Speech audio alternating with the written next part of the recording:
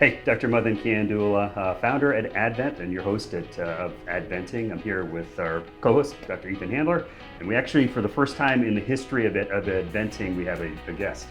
Mike Campbell is here, and he's going to tell his story, and we have started with a great guest. So welcome, guys. Good morning. Morning. Yeah. So it's kind of odd. We've been doing these virtually for the last few months, I think, and so now we're back in personal space, and so it's I'm getting used to it. But really, I mean, I think, kind of the point today, I think, is really telling your story, and just kind of, I think, maybe helping those out in the world out. Just who are you?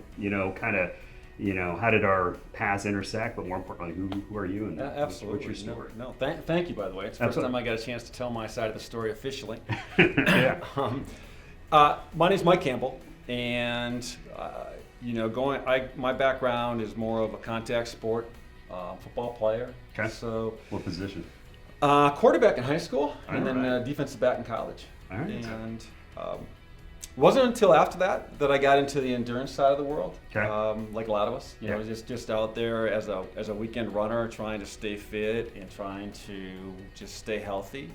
And as time went on, I got more and more serious about the endurance world. Became a triathlete. Mm-hmm. So that's kind of the quick story of my background. With regards to obviously how we met was through another athlete. Mm-hmm. I realized that what I was going through with my sinuses and my inability to breathe well and being congested, Yep. that we had this conversation about that, like, you can do something about that. Sure. And unfortunately, later in life, I can't. Other than the over-the-counter medicines or the Sure. neti pot, or having to go see the doctor after the fact that I've already got a sinus infection, and that kind of brought me, Yeah. to you guys. Gotcha. And like I've told everybody, and I've said it time and time again, it really is in my world, endurance sports, it's a game changer. Yeah, absolutely. The ability to breathe well. It's first and foremost. I mean, Sure. it really is. Yeah, we talk about it. We talk about it internally all the time. I think it's really, really helpful to hear personal stories because every person that we treat has their own particular Right. story. Mm-hmm. Obviously, I mean, we kind of talk about internally a lot is, breathing. If you're living and you want to live your best life, it starts with breathing. But then I think, especially for those that are, that are competing, that are whatever they, and you don't have to be a pro athlete, but if you're competing, I mean, I don't know if you think about your time back when you were playing football, for instance, I would imagine you wanted to win the game. And Right. if you wanted to win the game, you want to be at your peak performance. But I think for whatever reason, at least I haven't seen it, and we're trying to start it here, is I have not ever seen athletes start at the beginning of, if you're going to be competitive, you need to breathe well, whether it's in training or competition. And if you can't breathe well, it's a problem. But I feel like, at least I played lots of sports growing up, and you get, when you're playing all sorts of sports, you get elbowed in the nose and this and that and all these sorts of things. And at least in football, I saw many times personally is, they'll your nose is over here and they'll straighten it out. But nobody really thinks about, well, is it working now? And so we see a lot of athletes through the course of their career, and unfortunately a lot of athletes on the tail end of their career that have noses that didn't work. And I often wonder, like, geez, how much more competitive could anybody have been if they just had the tools that were working for them. So yeah, It's not only competitive. It's that post athletic career, right? Sure. Where most of us are. I mean, when you're young and you're athletic, there's so many little factors go on. But when you're post athletic career, and then you become the avid weekend or just the runner or the athlete, or your story is my father. Okay, my father played in the NFL. My father, is that snorer, right? That you can hear 3 rooms over. Yeah. And I don't think it's my dad's 86, 87. But back when they played, it was leather helmets, right? And oh yeah, the nose was broken many times, Yeah. and so that same story, right? Sure, absolutely. And I think, it goes both ways, but I'd say at the end of the day, I think that fundamental, I think even from an athletic community, I think it's really behind that way. I don't think anybody's, it's one of those things, it's out of sight, out of mind, and it's either working properly or it's not working properly. At least from our experiences, Right. many people suffer, with airways that aren't proper. And I think, the times again where I think it's most important is when you're pushing it, and that generally it's one of two things. One is if you're competing, if you're athletic, and anyway, I shouldn't say competing.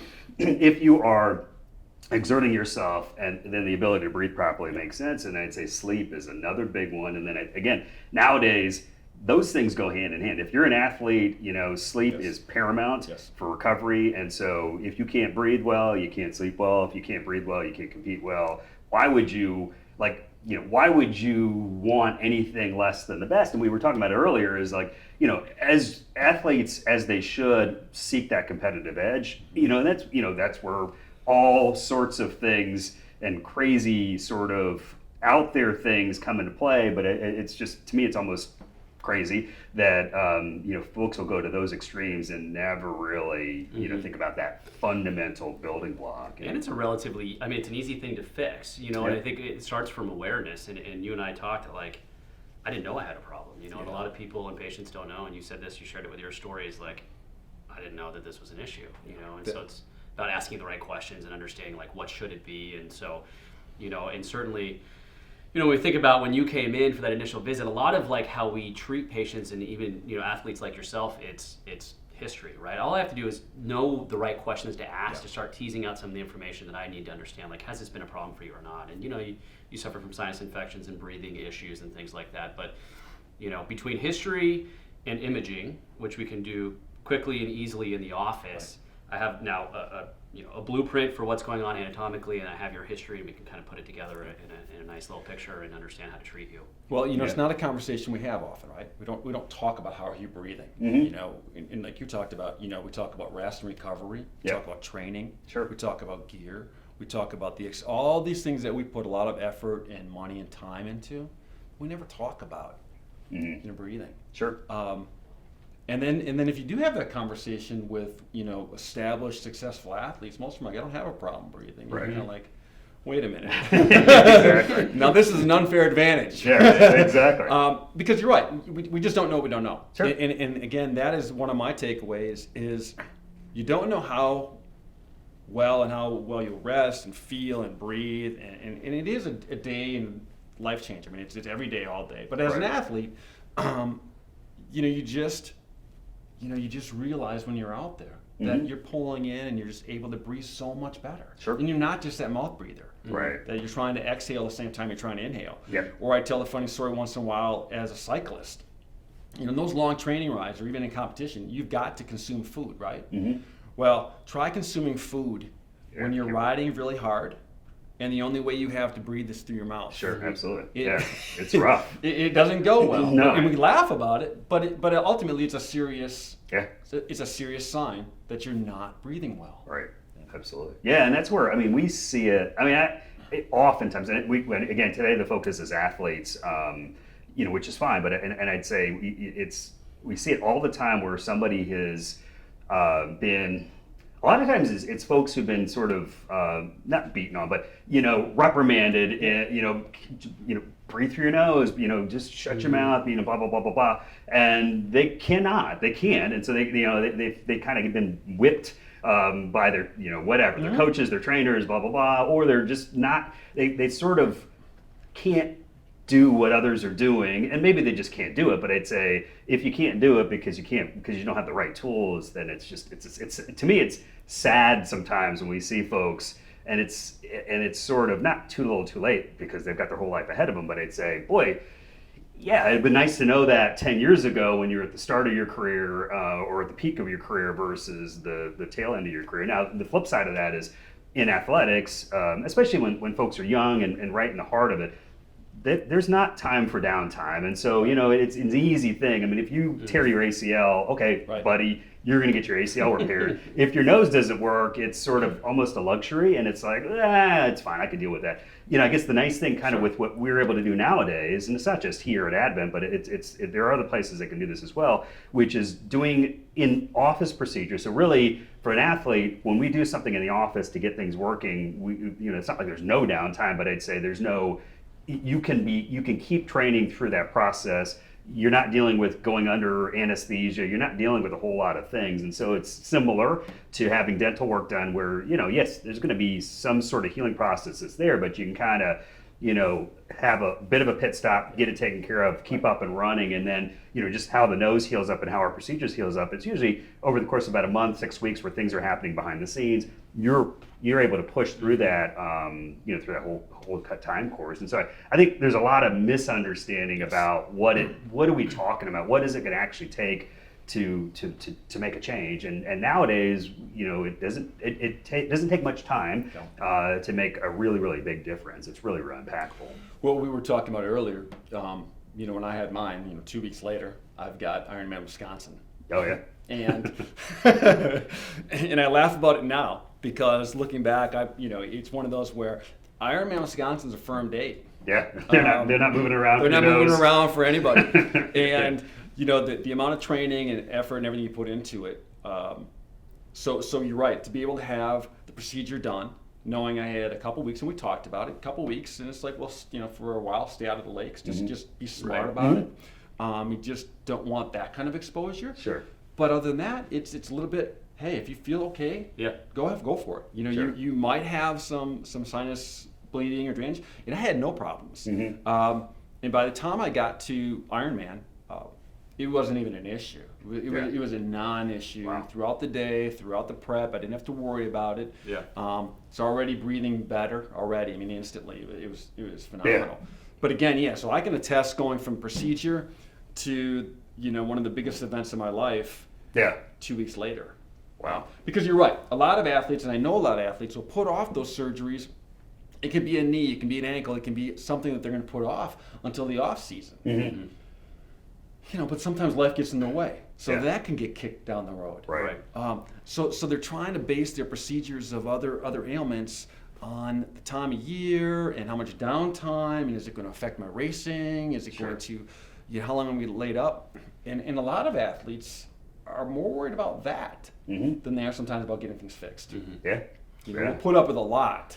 Right. It's like, I don't want to deal with it. I don't want to deal with it because I don't want to know what the doctor's gonna say. Right. Yeah. 2 weeks is and so just for those that don't know, an Ironman is what? What does that entail from a running and all that? Sure. So the traditional full Ironman is 2.4 mile swim, 112 mile bike. Yep. And then traditional 26.2 marathon. So piece of cake, right? Yeah, exactly. And you had procedures. You had procedures in the office 2 weeks before. Yes.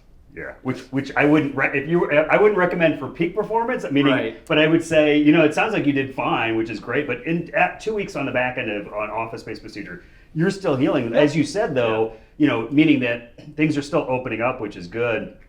So you weren't at 2 weeks where you would have been 6 weeks or whatever down the road. But I would say the fact that you were able to do that is awesome. Right. Period. It's awesome. Period. Forget your nose, but it's awesome and quasi incredible to do it a couple weeks after having a procedure on your airway. Yeah, I mean, I'm usually as far as patients go, I say let your body be your guide. I mean, working out and things like that. Like you'll know you're pushing it too hard if you get a little bloody nose or drippy or something, but it worked for you, and so roll with it. Yeah. So, and how did you like? Was that a good? Obviously, any Ironman that's completed is an awesome, accomplishment. But how was that one for you? It was great. One of my better Ironman. Obviously, time also plays a factor. Like age starts to Father time, right? So some things are easy. Sometimes I'm just not as fast as I used to be in certain categories, but it had nothing to do with my training or my ability. But no, it was great. It really was. Yeah. How so? And you might have mentioned it before, but what prompted you to seek treatment for the nose and sinus stuff? It was a conversation. Again, another conversation with another athlete. Yep. Okay. It was just what I do now. It's just talking to somebody, having that. In fact, I think we were biking, having that conversation, and I might have been congested at the time, and it was a little bit like, have you ever thought about getting that looked at? Right. Yeah. Right. And it opened my eyes to the opportunity, which then led to the phone call, then the visit, then the CT scan, and then we scheduled the procedure. And it really was. I mean, it was that, you guys live it, but it was that easy, that simple. And Gotcha. and again, I know we talked a little bit before. Since then, I would say there's probably 6 to 10 of my teammates who've gone through and who are scheduled to go through the procedure, because they too are sitting back going, Yeah. wow, that sounds a lot like me. Right. Yeah. No, it's common stuff. It's common stuff, period. I don't know if it's any more common in, endurance athletes, but I would say the impacts are significant. And I'm sort of making an assumption, but I'd say if you're an endurance athlete, then,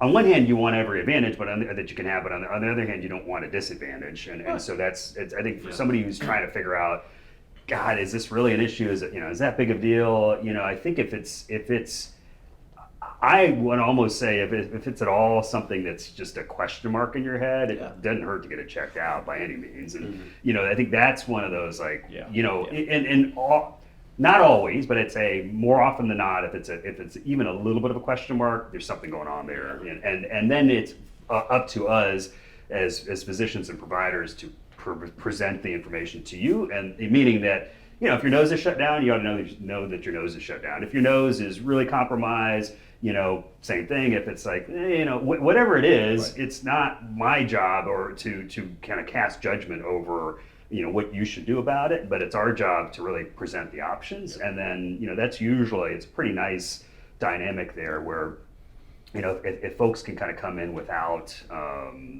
do you want to say it, but freely, and get the information, and then, live your life. But, I look at a couple different things. You talk about kind of your overall business, and there's a quality of life issue, right? And then that's a big part of your business. So that I'm sure gets into the sleeping and all the issues that everyday people have all the time. And there's no question, my side of it's a little bit more on the athletic side. I run a couple endurance teams, so I'm a little bit more familiar with the athletes. Yeah. And it's just different awareness. Quality of life, and some of it performance related. As athletes, we're always looking, not necessarily, like you said, for an unfair advantage, but just to make sure that we're optimal. Sure, absolutely. And I would agree. Your point of, if you think you're going through something, or if you think you've been struggling, to come in and have it evaluated. Yeah, absolutely. When we talked, did the CT scan, came in and told me exactly what you saw and what my options were going to be. Yeah. Absolutely. And it was kind of up to me to take that information and say, okay, this is what I think I want to do, and move forward from there. But I agree with you. If you're not willing to at least have the evaluation done, then you're not quite ready to absolutely. Well, crazily enough, that our time is here. Our time is done. Yeah. We'll definitely have to do more, because it's really interesting. I guess one thing, we normally do shout outs, but I just one thing to toss your way is just, can you talk a couple minutes about 1 mile and what that's about, and how you started it, right? Yeah. Okay. So 1 mile started off kind of as a networking brainchild. I was realizing there was a lot of disconnect between endurance leaders, people that are out there with the mission to inspire and to motivate others, and that were in positions to do that at the grassroots level, but there was no network, there was no connection. Okay. Along with that, I also realized that those characteristics are not, they're not only athletes, but they are community leaders. They're former military members. I always say it's the same individuals, and it peels back a couple layers. That is how we're wired. It's how we think. It's how we process. The difference is life path, right? So we're probably very, very similar. We just going through life, we just chose different paths. And so my goal was to find those individuals and then bring them together. So we did that, and we're 550, 560 of hand-picked, hand-selected members. And it's a melting pot of athletes, professional, Olympians, all levels. And then also from a military standpoint, we've got a lot of special forces, a lot of people that have been out there and really hitting that pinnacle of their career.